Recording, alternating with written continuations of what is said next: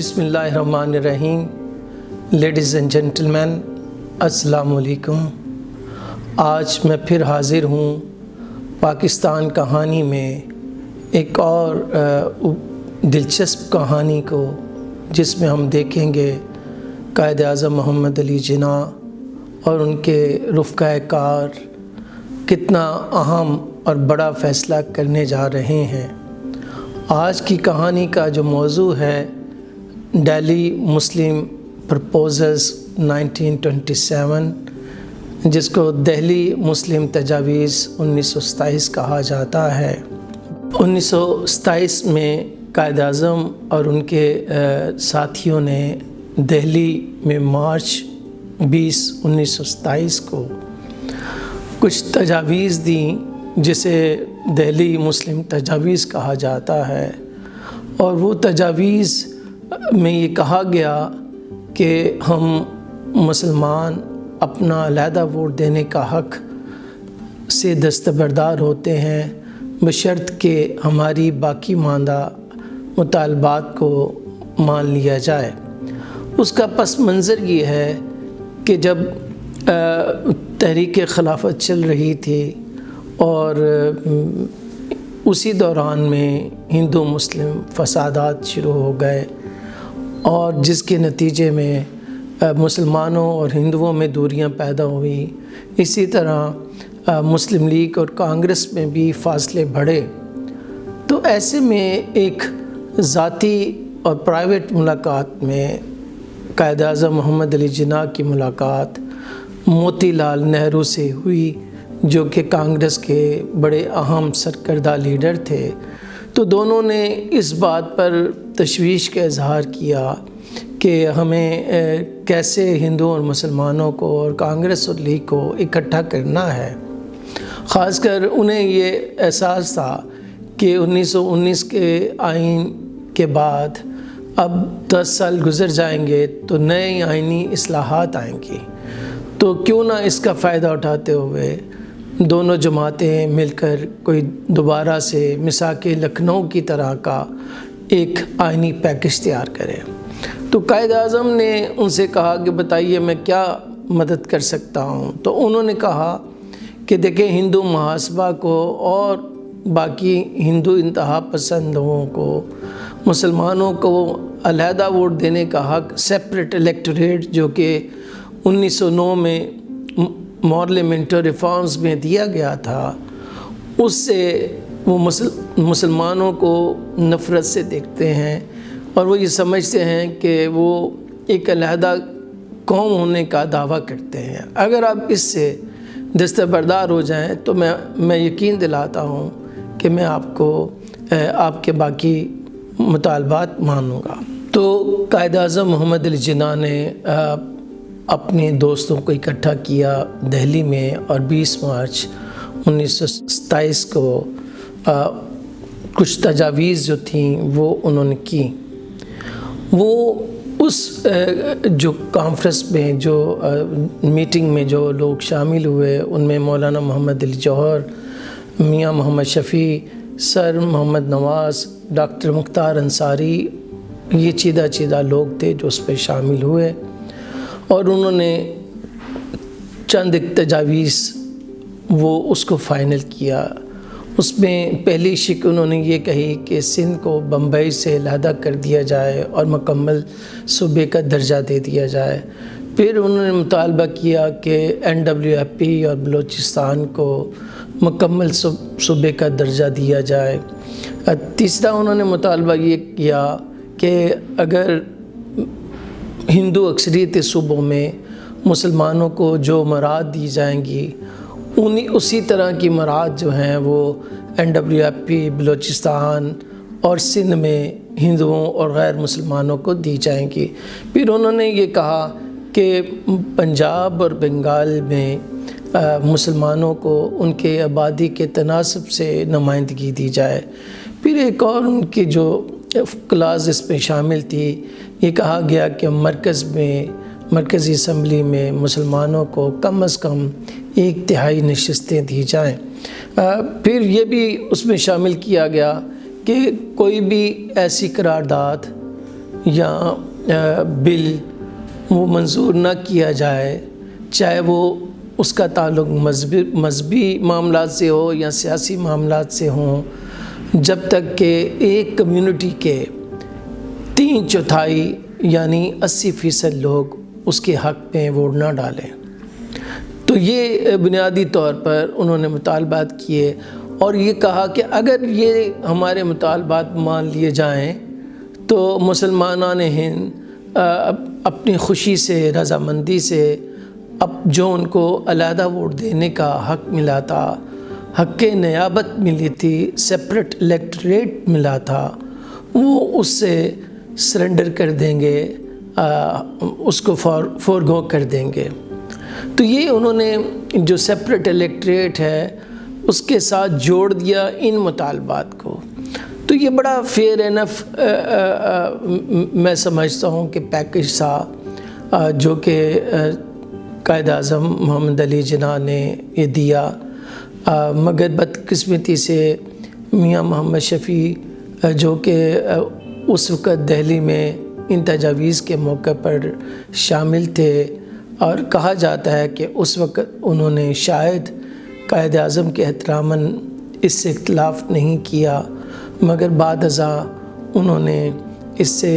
شدید اختلاف کیا۔ پھر یہ بھی کہا گیا تھا کہ جی ان دہلی مسلم تجاویز کو آل انڈیا مسلم لیگ کے سالانہ اجلاس میں جو کہ لاہور میں منعقد ہوگا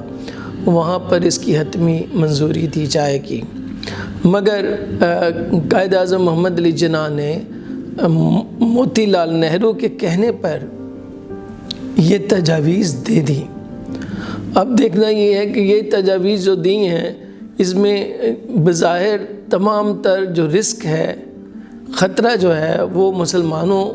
کو ہی لاحق ہے، اس سے بھی زیادہ قائد اعظم محمد علی جناح کی ریپوٹیشن، کریڈیبلٹی اور بظاہر دو قومی نظریے کا جو بنیادی اصول بنا تھا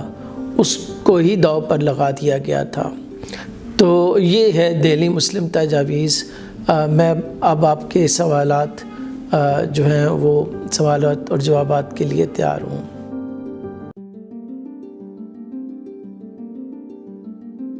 اچھا، میں نے پہلے ہی کہہ دیا کہ میاں محمد شفیع کہا جاتا ہے کہ اس میٹنگ میں شامل تھے جہاں دہلی مسلم تجاویز پیش کی گئی تھی، مگر بعد ازاں وہ کیوں اس سے منکر ہو گئے اور پھر کیوں انہوں نے اپنی شفیع لیگ بنا لی۔ یقیناً میاں محمد شفیع اکیلے نہیں تھے، اور یہ کہ اس کے بعد واقعات یوں گئے کہ سائمن کمیشن بھی اکتوبر نومبر میں آ گیا، اور سائمن کمیشن کا قائد اعظم محمد علی جناح نے کانگریس کے ساتھ مل کر بائیکاٹ کر دیا اور یہ کہا کہ اس میں چونکہ کوئی ہندوستانی شامل نہیں ہے، سب انگریزوں پر مشتمل ہے، تو گویا انہوں نے ایک اور زیادہ رسک لے لیا، حکومت پر انحصار اس کا ختم کر دیا اور پوری طرح دباؤ انگریزوں پر ڈالنے کے لیے سائمن کمیشن کا بائیکاٹ کیا۔ تو ایسے میں جو یہاں پر پنجاب میں جو لیڈر تھے یا بنگال میں لیڈر تھے یا باقی جو سیکنڈ لیئر تھی قائد اعظم کے بعد، ان میں میاں فضل حسین، علامہ محمد اقبال، میاں محمد شفیع، پھر سر آغا خان اور بھی جتنے، مولانا محمد علی جوہر بھی جو کہ اس وقت موقع پہ موجود تھے، وہ بھی مجھے لگتا ہے کہ 20 مارچ کی جو تجاویز تھیں اس کے بعد جو کانگریس نے رد عمل شو کیا یا ہندوستان کے حالات جس طرف جا رہے تھے وہ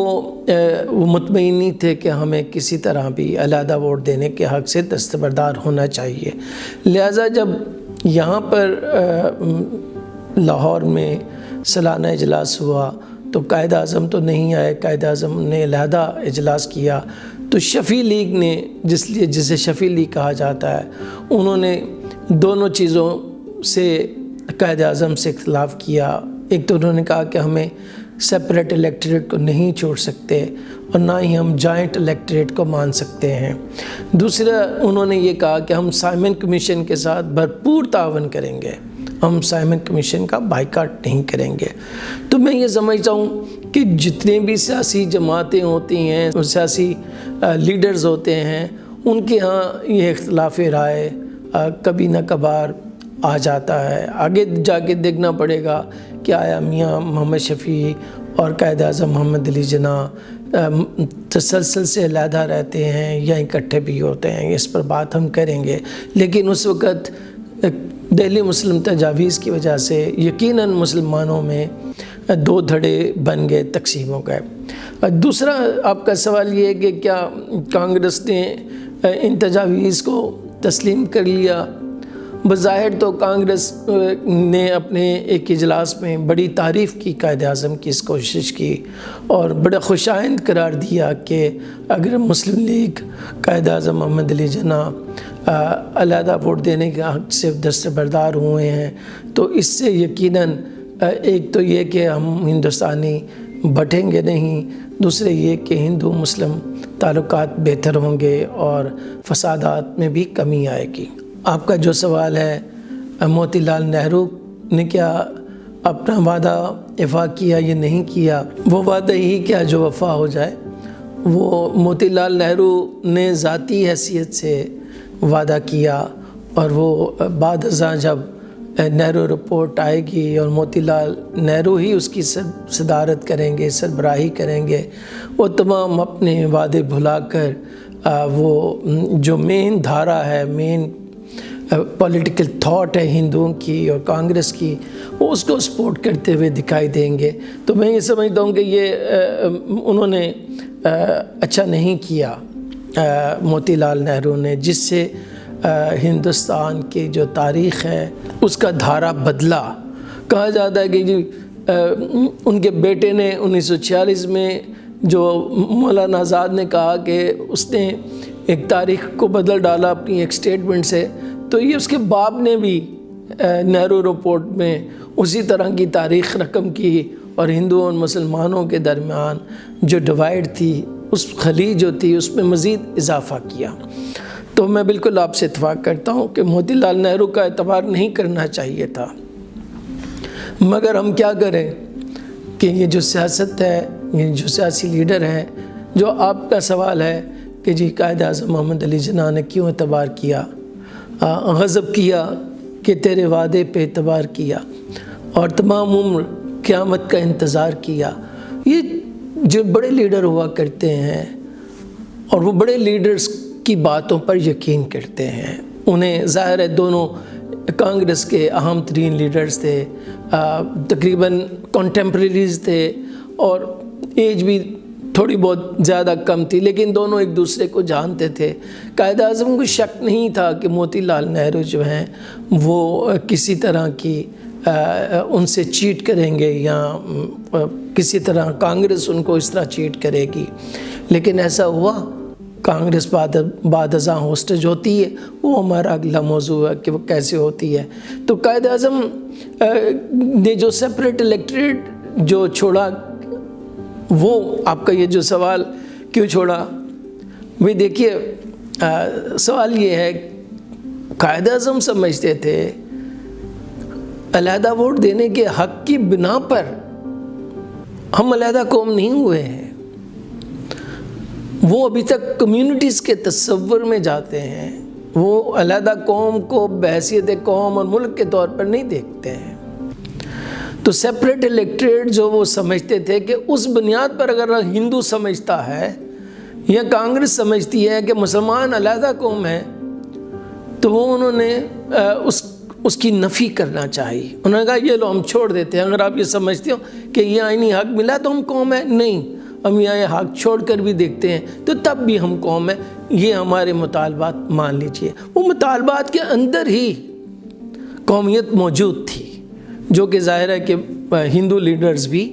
اس چیز سے آگاہ تھے کہ قائد اعظم ہمیں آئینی اور سیاسی طور پر ٹریپ کر رہے ہیں، اور وہ خیر وہ اس ٹریپ میں آئے۔ مگر ہمارے جو بعض ہسٹورینز بھی لکھتے ہیں کہ جنہوں نے بڑی غلطی کی، بڑا فاش غلطی کیا، بھائی الٹیمیٹ اور میکسیمم رسک لیا قائد اعظم محمد علی جناح نے کہ کس طرح ہندوستان میں امن اور آشتی آ سکے، کس طرح کانگریس اور مسلم لیگ ایک دوسرے کے قریب آ سکے، اور کس طرح ہم دونوں دوبارہ 1916 کی طرح ایک آئینی پیکج دے کر ہندوستان کے لیے مزید آئینی اصلاحات لے سکیں، اور ہم کس طرح جلد از جلد انگریزوں کو ہندوستان چھوڑنے پر مجبور کر سکے۔ تو یہ تو تھے قائد اعظم کے افکار اور تھاٹس، اور یہ لیول کوئی عام لیول نہیں ہے۔ یہ بڑے لوگ ہی بڑے خطرات مول لیتے ہیں، اسے کہتے ہیں نو رسک نو گین۔ تو جنا گین زیادہ کریں گے، یہ میں آپ کو بعد میں ثابت کروں گا۔ اب میں کنکلوڈ کرتا ہوں۔ دیکھیے، اگر ہم دہلی مسلم تجاویز کا جائزہ لیں تو اس سے ثابت یہ ہوتا ہے کہ مسلمان جو ہیں وہ متحدہ ہندوستان میں رہنا چاہتے ہیں، اس کے چھتر چھاؤں میں رہنا چاہتے ہیں، مگر وہ چاہتے کیا ہیں کہ ان کی جو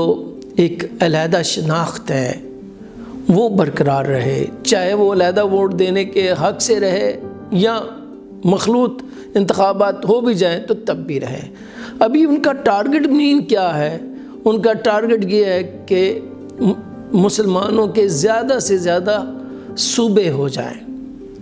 6 صوبے ہیں، 2 میں مسلمان اکثریت میں ہیں۔